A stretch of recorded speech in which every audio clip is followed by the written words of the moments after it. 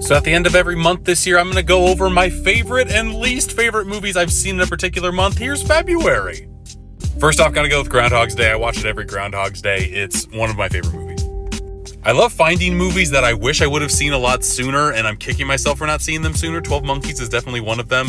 I love time travel movies. This is one of my favorites now. I really wish I would have went and saw Sisu in theaters last year, because this movie was an absolute blast from start to finish. The Lionsgate 4K transfer looked really good, though. If you haven't seen it, I recommend it.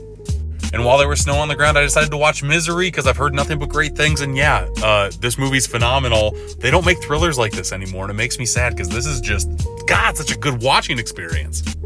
Finally got a chance to see Wonka, and I can say it's better than Charlie and the Chocolate Factory, Tim Burton's version. I love Paul King with a passion. Paddington 1 and 2 are phenomenal movies. He definitely brings that whimsical charm to Wonka when he can. The script kind of like tells him not to at times. Why make Wonka poor? There's like an immigration story. It's a little weird, but I liked it. Finally got a chance to see Bottoms because it's streaming on Prime Video. This was fun enough. Very original tone here. I love me a good raunchy comedy. This fit the bill. It makes me really want to watch Shiva Baby, like right now.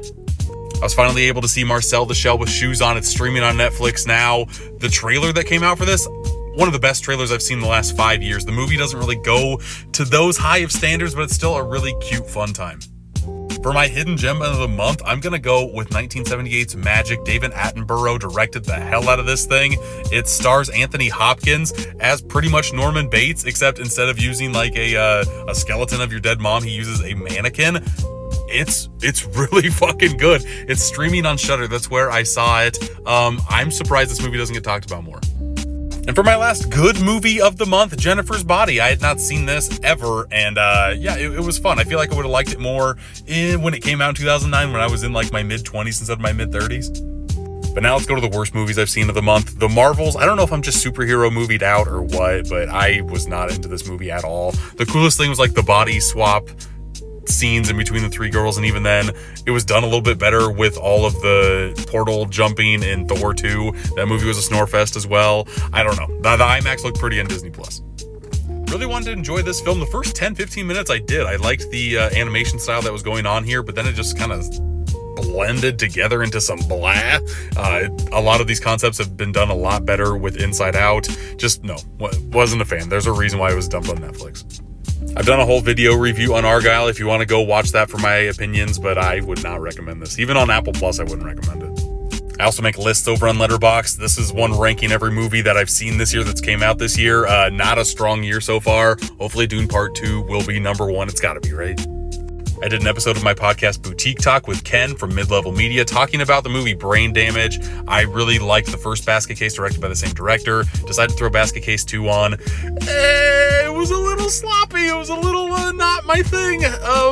Weird movie. I still need to see the third one though. I feel like I've heard a lot of people say good things about Madman. I could not get into it for the life of me. The kills were just okay, but this is a very generic Friday the 13th. I would much rather watch Jason Voorhees than this hillbilly fuck.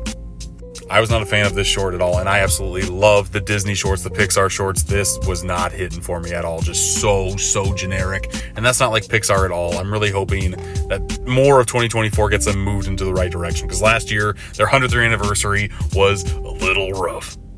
This year, I'm also trying to make my way through all of George A. Romero's filmography. I watched The Amusement Park. Wasn't the biggest fan of this one either. I liked what it was going for. I just was bored throughout the majority of this thing. But surprise, the weakest movie by far was Stan Helsing. I enjoyed going through all of the scary movies. That's why I decided to give Stan Helsing a shot. Really wish I hadn't.